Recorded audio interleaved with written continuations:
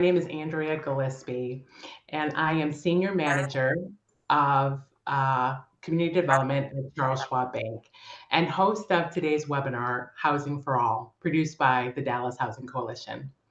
In this webinar, we discuss whether Dallas is big and if it is truly big enough for everyone. Thank you for joining us this morning. Each Friday, or most Fridays, we strive to have brief but impactful conversations with members of the Dallas Housing Coalition and other community leaders who are Dallas's strongest advocates for keeping the city affordable. Joining us today is Andrea Coker, Vice President of Strategic Communications and Federal Advocacy at the North Texas Commission.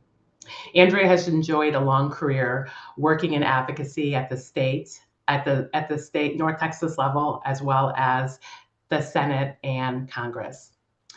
So we're very happy to have you here today, Andrea. As a little bit of background, the North Texas Commission manages the region's legislative advocacy at the state and federal levels for issues such as economic development, transportation, workforce, and education readiness, as well as the overall health of the region. The organization has also served as a resource for diversity, equity, and inclusion. Hi, Andrea. Thanks for joining us. Hi, Andrea. Thanks for having me today. I appreciate it. Love the name, by the way. Excellent. 2 thumbs way up. I just want to start out a conversation today, providing a level set for those of our viewers that are with us today who may not know as much about the North Texas Commission as they would like to. So, can you share a little bit about what the commission does, and particularly some examples of the regional advocacy that the organization engages in? Yeah, I'd love to. I'm gonna share. Is now okay to share my screen? Yes, I believe it is. Oh.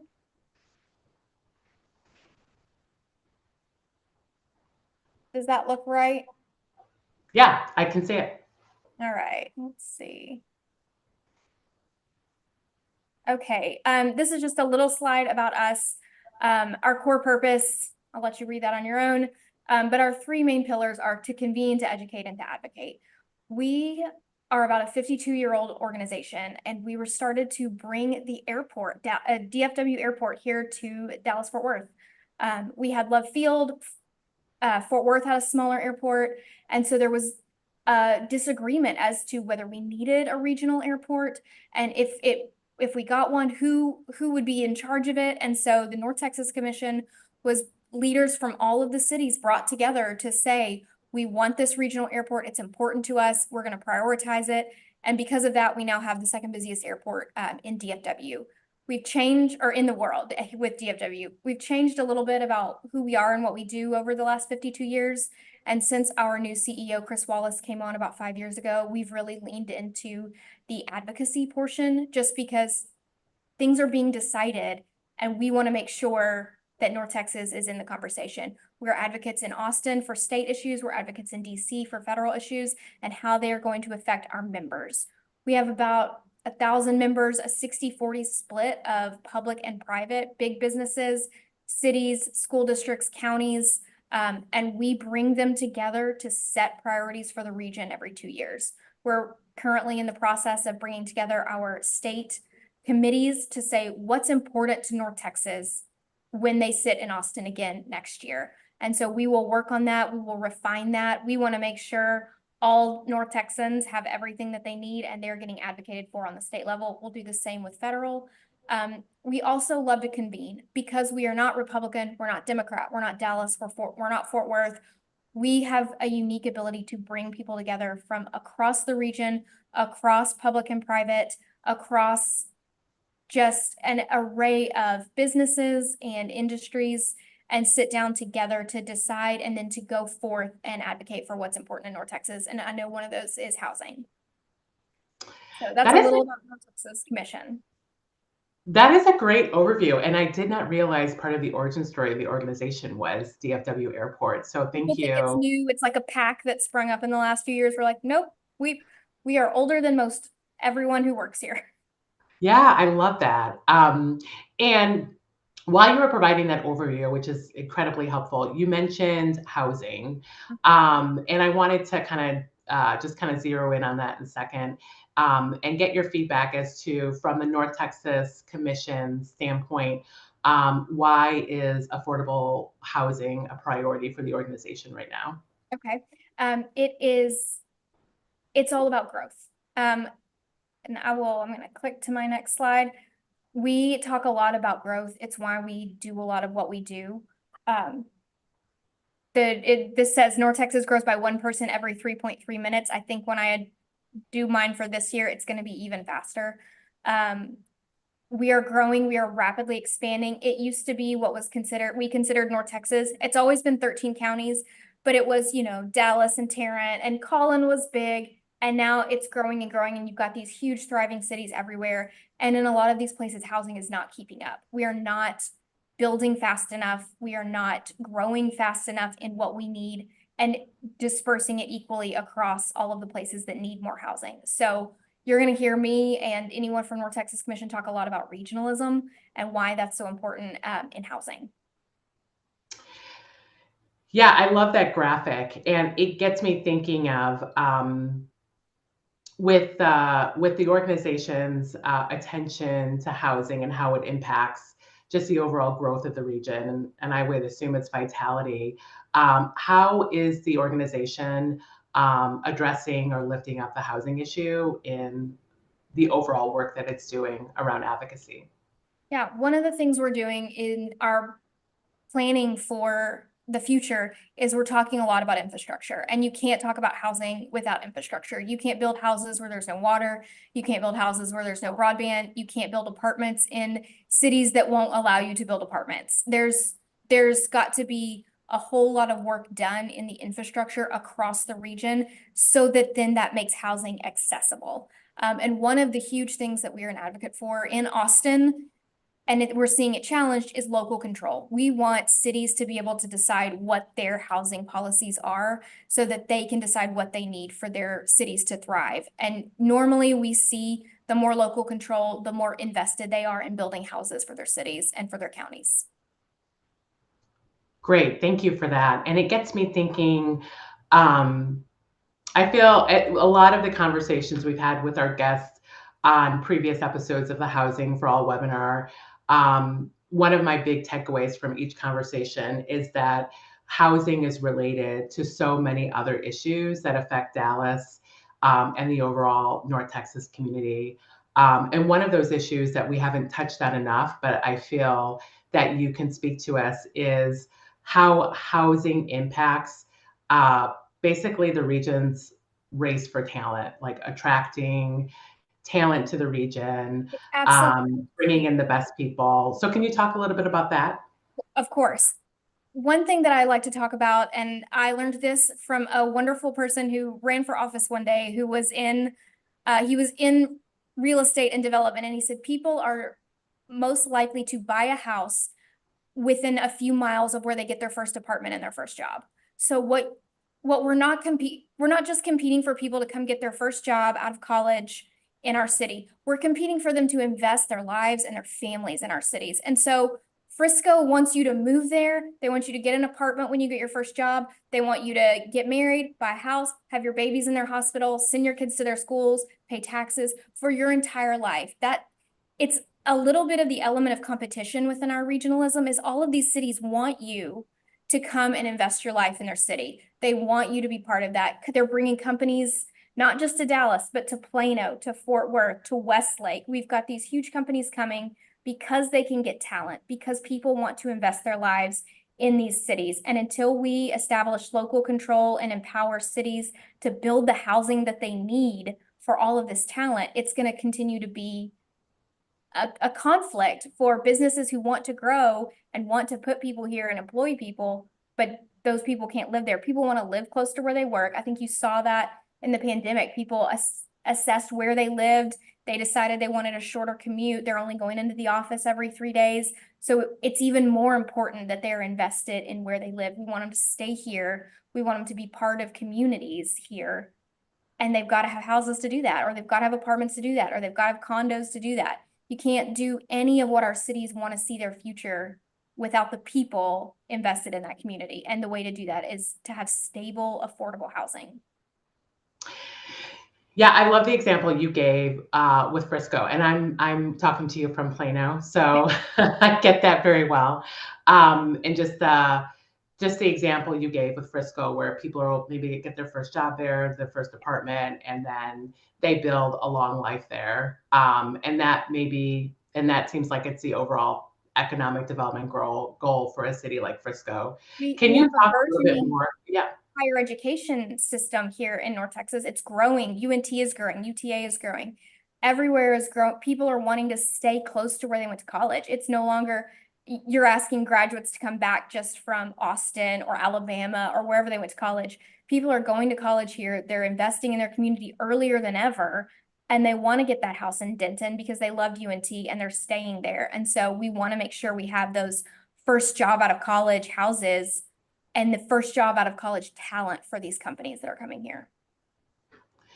Yeah, those are really really great examples. And I yeah, and I it's funny that you bring that up because I think in previous generations, mine included, you always went away and then came back. And you're really speaking to this new dynamic of people going through the higher education pipeline and already building strong roots with the community through that way and wanting to stay. There's not this dynamic of going away and coming back. And that leads me to other broader implications for economic development as it relates to affordable housing. What else? What other facets of economic development are impacted by housing availability? I think you're going to see a change in how things are built. They're not going to build companies, they're not going to build restaurants, they're not going to build hotels that they can't staff. Everything has to be staffed. And I'm sure there's a statistic that I don't know how far people are willing to drive for certain wages. And if you can't have a hotel somewhere where there's not affordable places for people who work in that hotel to live. So we're going to start seeing people limited. They're like, I'm not going to drive 20 minutes. I could drive 5 and get about the same pay. So you've got to you've got to see cities diversifying what they're offering, and affordable housing can't just be one half of the metroplex and higher income housing on the other. It's got to be integrated, and we've got to have those mixed communities. And I think mixed use development is going to be huge in that to offset some of the inflation costs that have caused a dramatic spike in housing, just building housing itself. Yeah, you raised some very excellent points. And I think that from a previous life, I think transportation to and from work is a very big factor in how someone participates in the labor market, you know, what jobs they ultimately take. And it sounds like you're saying if we're putting a lot of emphasis in economic development, we can't do that well without thinking about housing at the same time. You also can't develop a community with only Fortune 500 businesses and those employees in mind. You have to develop it with the businesses that come from that and the employees that those businesses will need in mind, or you're just going to have an island and no one's going to live around there, and there's not going to be that thriving community that builds up with schools and restaurants and shops. You're just going to get a corporate headquarters and nobody around it. And that's not what any of these communities want. Right, right. And so, given that level of alignment and coordination that's needed to really make economic development and housing work together and work with one another, have you seen any good coordinated efforts where communities are doing that? They're thinking about economic development and housing hand in hand in a coordinated way? I think you're seeing it across the region, like I said earlier, in some more multi-use developments, as you've got maybe shops on the bottom and affordable housing in part of it, and then a higher grade or higher level of housing in a different part of it. I'm not going to give a specific city examples. We have too many cities as members who are all doing fantastic jobs of doing that. But you're seeing it when they allow apartments and they think about certain kinds of housing and maybe even subsidized housing with regards to their community as a whole, instead of how far can we put it out, how difficult can we make it for developers to do this affordable housing when they look at it as something that enriches their community and provides opportunity to those in their community, and is not just an obligation that they have. It's really, you can tell when a city wants an integrated community and when a city begrudgingly builds apartments in the corner. And we really think that in order to have the future that we want as North Texans, you're going to have to see all kinds of houses and all kinds of price points and availability available in every city and in every neighborhood. Thank you for that. I think that without profiling a specific city, you did a good job of showing overall what is working in the region. And kind of along those lines, I get the sense that when you talk about what it takes to work well, that it requires not only just private companies and other stakeholders from the private sector, but also the public sector as well. And so I'm just wondering, what are your thoughts about the vitality of public-private partnerships? We are big fans of public-private partnerships here at North Texas. We consider ourselves a public-private partnership because of so many of our cities and counties, as well as private businesses. And I think you see it in different ways. I think sometimes private companies get involved in zoning cases. You're going to see that cross just in specific little instances, and you're going to see it in large instances when developing legislation there in Austin and financing huge projects. We recently talked to the NTTA and Collin County to talk about roads and going out to DFW Airport. And so we're not going to build anything the scale that we need here in DFW that's all private, and we're probably not going to build it fast enough all public. So there has to be that public-private partnership if we're going to grow and provide the infrastructure, both housing, roads, water, all of it that we need here in North Texas. Fantastic. And as we round out the conversation, I just wanted to ask you, are there any opportunities on the horizon for the North Texas Commission that you are excited about, whether it relates to housing, the intersection between housing and economic development, or public-private partnerships? Yeah, if you are interested in joining the North Texas Commission, we're doing our policy planning. So if this is something that is a passion for you, come join us here at the commission, and we'd love to get you involved in planning policies for the next legislative session. We're going to have a To the Point, which is a lecture series that we do, kind of previewing the primary election a few days before, and we'd love you to join for that. I can send you some details about that. And then we also go to DC.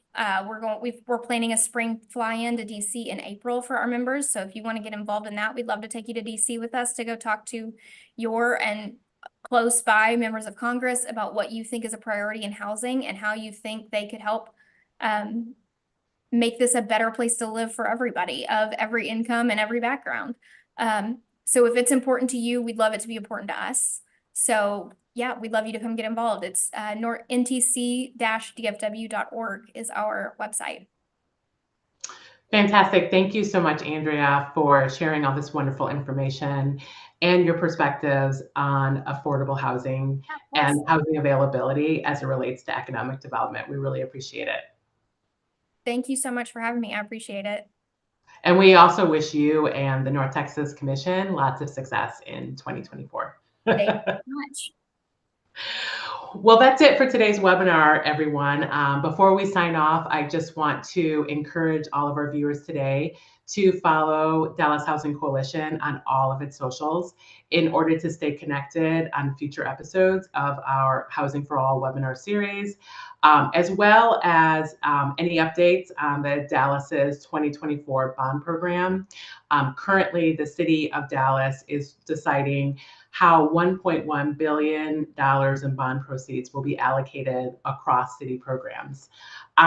You can also learn more about the Dallas Housing Coalition on its website, dallashousingcoalition.com, where you can learn also about the members of the Dallas Housing Coalition and how you too can become a member.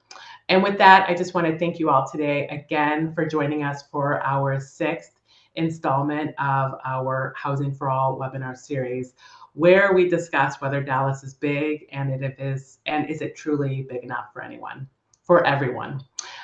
Tune in the next couple of weeks for more impactful conversations with Dallas Housing Coalition members and other community experts and leaders. Have a great weekend, everyone.